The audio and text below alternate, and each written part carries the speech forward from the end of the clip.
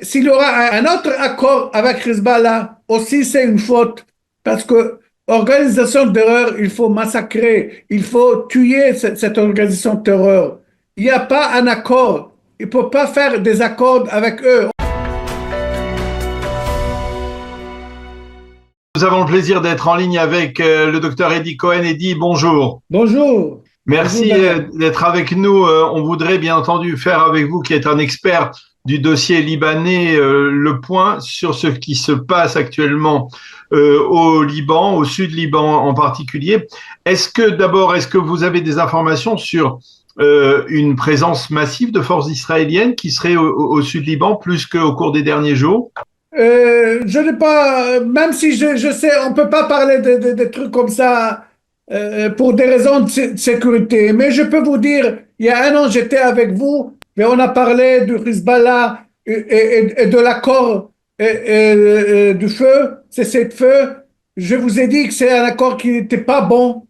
Et justement, on voit aujourd'hui Israël et Hezbollah en train de se battre. Et Hezbollah ne veut pas se débarrasser de ses armes.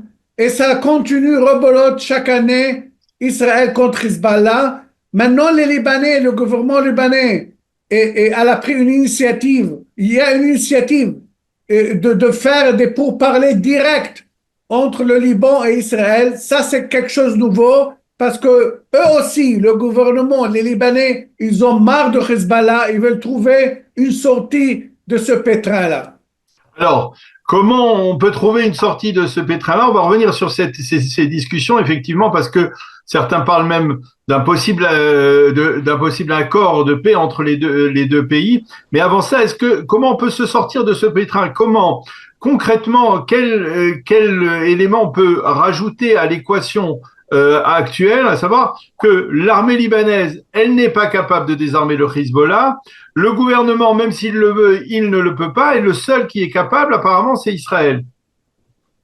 Oui, mais justement, on peut faire un peu par ici et un peu par là. C'est-à-dire, je m'explique, le gouvernement libanais devrait indiquer ou considérer le Hezbollah comme organisant terreur. Si le gouvernement libanais il fait ça sans faire une guerre civile, ça peut être très bien pour les Américains et pour Israël. Ça va donner légitimité internationale, légitimité arabe pour Israël de combattre le Hezbollah. Mais les Libanais, ils doivent faire quelque chose. Ils doivent donner quelque chose. Ils ne peuvent pas toujours attendre que Tsahal fait le travail. On sait très bien que le gouvernement est faible, on sait très bien que le gouvernement ne veut pas une guerre civile, mais est-ce qu'on nous, on va sacrifier nos enfants pour ce gouvernement qui ne veut pas se battre? Le gouvernement libanais doit faire quelque chose. Alors, est-ce que vous voyez le gouvernement agir? Est-ce que véritablement le président Joseph Aoun lui-même est prêt à aller véritablement vers des négociations qui seraient concrètes avec Israël et qui permettraient d'aller jusqu'au désarmement du Hezbollah? Écoutez, moi, j'y crois pas en coïncidence. Moi, j'y crois pas en coïncidence. Je vous explique. Aujourd'hui, c'est la première fois qu'on entend que les Libanais, ils veulent des pourparlers directs. Pourquoi, après 40 ans, pourquoi aujourd'hui? Mhm. Pourquoi? Il faut se poser la question. Alors, c'est ce Pourquoi que je pas vous la semaine demande. dernière? Pourquoi pas l'année dernière? Parce que le Hezbollah va être... parce ils ont beaucoup de problèmes, ils n'ont pas de munitions, ils sont arrivés à une impasse et ils veulent que le gouvernement libanais le sauve.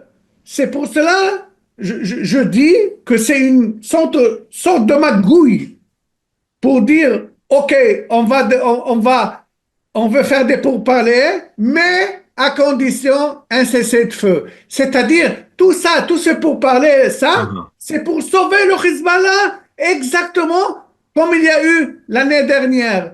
Des Mais, mais, pourparlers mais, mais pour c'est sauver contradictoire, Hezbollah. Eddy. c'est contradictoire. D'un côté, vous me dites que le gouvernement libanais veut la fin du Hezbollah, de l'autre côté, vous dites qu'il veut essayer de le sauver, lui donner une bouée de sauvetage. Non, non, non, le gouvernement libanais, il veut pas rentrer dans une guerre. Je dis, ils doivent faire ça. Ils Oui. doivent considérer le Hezbollah comme organisation de terreur. Mais ils collaborent encore. Parce Mhm. que l'armée libanaise et les Joseph Aoun, ils veulent pas la guerre. Et c'est pour cela, je crois que ça, c'est l'idée de Hezbollah. OK, dites aux Israéliens que vous êtes, vous voulez faire des pourparlers directs, à condition qu'ils font un cessez-le-feu. Et Alors, comme alors, ça, alors, le gouvernement libanais, je vais vous poser la oui, question. Finalement, les Américains, ils semblent être relativement absents de ce dossier. C'est-à-dire, pourquoi les Américains ne sont pas plus présents dans cette confrontation? ils étaient là, et il y a quelques mois, ils ont reçu aussi le chef de l'armée libanaise.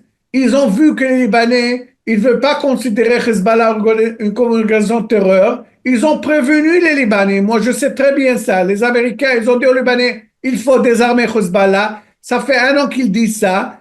Et les Américains, ils l'ont prévenu.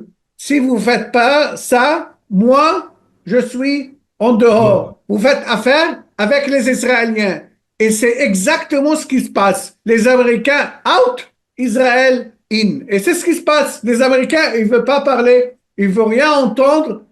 Et laissez-vous, débordez-vous avec les Israéliens. Alors, pour terminer, Eddie, je voudrais vous demander une sorte de pronostic. Comment vous voyez les prochaines semaines? Moi, je pense que la guerre, ça va continuer hein, entre Hezbollah. Écoutez, Hezbollah, pour lui, c'est une guerre sainte, c'est un djihad. Et peut-être Ali Khamenei, il a écrit le testament qu'on dit pour continuer cette guerre-là. Donc, il ne va pas arrêter. Israël commettra une faute s'il va arrêter. S'il y aura un accord un autre accord avec Hezbollah aussi, c'est une faute parce que organisation de terreur, il faut massacrer, il faut tuer cette organisation de terreur. Il n'y a pas un accord. Il ne peut pas faire des accords avec eux. On a vu ça. On a fait il y a 1 an. Et pourquoi Hezbollah a tiré les 6 missiles il y a une semaine? Pourquoi? On n'a rien fait Alors, au Liban.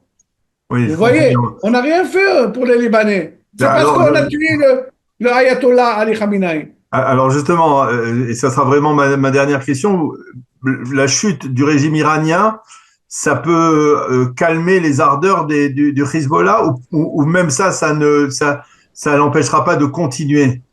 Non, non, non, ça va. Écoutez, nous, on sent maintenant comment le Hezbollah a été affecté par la chute du régime syrien. Oui. Il n'a pas la même liberté. Il y a 2 500 000 réfugiés chiites. Ils n'ont pas où aller. Avant, ils allaient chez le régime Assad qui ouvrait la porte. Maintenant, ils sont encerclés à Beyrouth. Ils dorment, les chiites, ils dorment dans la rue, dans les voitures.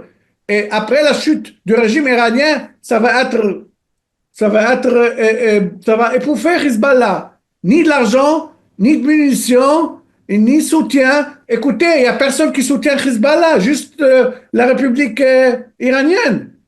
Si la chute, si le régime, Tombé. il n'y aura pas de régime, personne ne va l'aider. Il sera Ouais. isolé complètement. On l'a bien compris. Merci beaucoup, docteur Eddie Cohen, de nous avoir expliqué ce dossier libanais qui est complexe, effectivement, dans la guerre que mène l'État d'Israël contre le régime iranien en particulier. Merci beaucoup, Eddie, d'avoir été avec nous. Bonne Merci à journée. vous, Daniel.